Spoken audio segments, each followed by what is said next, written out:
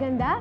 Kung napanood nyo kanina ay pinakita namin sa inyo ang mga patok at mga bagong gadgets, tablets, cellphones at iba. Ngayon naman, ang ipapakita namin sa inyo ay mga latest na gadgets or cameras. Yes! Kasama po natin si Andrew Chong, Vice President ng Red Dot Philippines. Sir Andrew, halip dito po kayo, umagang kayo. Pasok, sir. Magandang umaga po, Venus. Yes.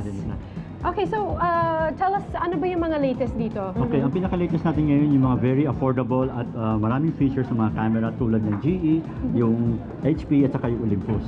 Ngayon, ano yung kakaiba nila ngayon? Kasi aside from very affordable, high resolution na po siya, tapos mataas ang megapixel, mataas ang optical zoom, at napakaraming features tulad ng panoramic scanning, yung mga panoramic stitching, at marami pang photographic features. When you say mataas yung, kunyari, yung megapixels, ilan ba ngayon? Okay, kasi ang mga standard po ngayon, mga 10 to 12. Ang meron po tayo ngayon, yung sa pinaka-affordable na natin ay 14 megapixel na po. 14 megapixels. Eh pag ano, yung mga billboard sa kalsada, ano bang megapixels ang ginagamit dyan? Normally, sa mga billboard natin ngayon, kayang-kaya na nila sa 12. So kung 14 siya, mas malinaw pa. Wow! So professional quality na yung mga cameras na ito. Professional na po siya at high quality at very crisp and sharp.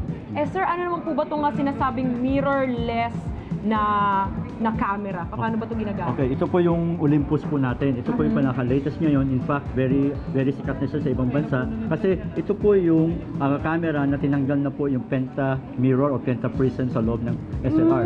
SLR na po ito. By the way, SLR na siya pero at a compact body. Ang galing! Oo, so very high powered, mataas ang sensor, SLR quality. Eh, paano naman po napapadali nito yung pagkuha? Halimbawa, hindi ako professional photographer. Paano napapadali itong mirrorless? Very easy of use lang po siya. Kasi nandiyan na po lahat. Example po, andyan na po yung mga dapat yung titignan sa menu, nandito na po sa labas at hindi mo na kailangan hanapin pa sa loob ng menu. Okay. Ganun So, po sa yun. labas na. Opo. Ang galing Maganda yan. So kahit hindi ka professional photographer, professional din ang kuha. dating.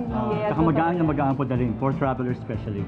Okay, very good. Thank you very Maraming much. salamat. Maraming Salamat, salamat din Sir po. Andrew Chong. Mga kapamilya, tandaan po natin mabuti ha, bago po tayo bumili ng mga gadgets, siguraduhin po natin magiging kapaki-pakinabang to.